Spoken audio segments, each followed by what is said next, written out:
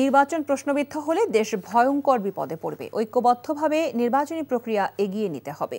স্বল্প আস্থার সমাজে সংস্কার ও নির্বাচনী ঐক্যের রাজনৈতিক চ্যালেঞ্জ শীর্ষক আলোচনায় বক্তারা কথা বলেন।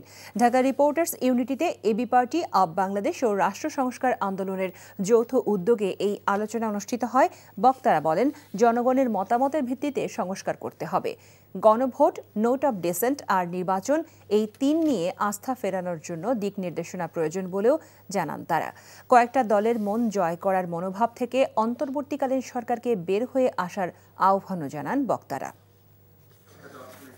সরকারকে বলবো, কয়েকটা রাজনৈতিক দলের মন জুগিয়ে চলার রাজনীতি চিন্তা নীতিটা বাদ দেন। যদি এটা বাদ না দেন, তাহলে আপনারা যে একটা সুযোগ পেয়েছিলেন সেই সুযোগ হাতছাড়া করার দায়ে আপনারা চিরস্থায়ীভাবে বাংলাদেশের মানুষের কাছে দায়ী থাকবেন।